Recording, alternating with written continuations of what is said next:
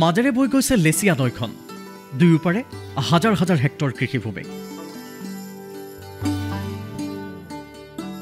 শালি ধানৰ খেতিৰ পৰিৱৰ্তে সৰিয়হৰ খেতিৰে স্বাৱলম্বী হৈছে ধেমাজিৰ বহু কৃষক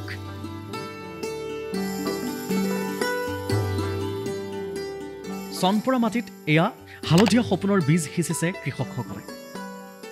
কোনোৰ সিঁচা হৈছে কোনোৱে আৰম্ভণি কৰিছে ইয়াতে আপোনাৰ দেখাতে আপোনাৰ 40 বিঘামান হ'বই ইটো পাৰত আছে এইটোতে 75 বিঘা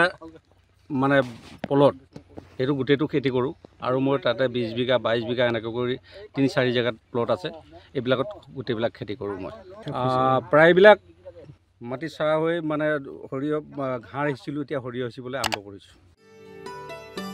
বঙালমাৰী গাঁৱৰ উদ্যমী সৰিয়হ খেতিয়ক মহেন্দ্ৰ বুঢ়াগোহাঁই আৰু কুমুদ দিহিঙীয়ে এইবাৰ ফোন যোগে সাৰ আৰু বীজৰ সহায় লাভ কৰিছে বুলি জনাইছে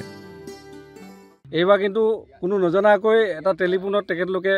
সাৰখিনি ঘৰত পেলাই দিছে টেলিফোন কৰিছিলোঁ মই কিবা পাব পাৰি নেকি তেখেতলোকে কৈছে সাৰ দিম আপোনাক আৰু বীজটো দিম কিন্তু তেখেতলোকে সহায় কৰিছে তেওঁলোকে চৰকাৰলৈ আহ্বান জনাইছে ধেমাজিত বছৰত হাজাৰ হাজাৰ কুইণ্টল সৰিয়হ হয় কিন্তু সকলো বাহিৰলৈ যায় এটা তেল পেৰা উদ্যোগ তেওঁলোকক লাগে গোটেই ডাঙৰ এটা এলেকা তাক মানে আমাৰ প্ৰডাকশ্যন হয় এই প্ৰডাকশ্যনৰ দ্বাৰা আমাৰ এই অঞ্চলৰ আমাৰ গোটেই ধেমাজি জিলাখনত আমাৰ স্থলুৱা আমাৰ খেতিয়কে মানে ইনকম কৰাৰ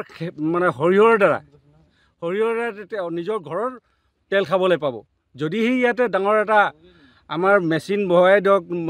মিল বহাই দিয়া যায়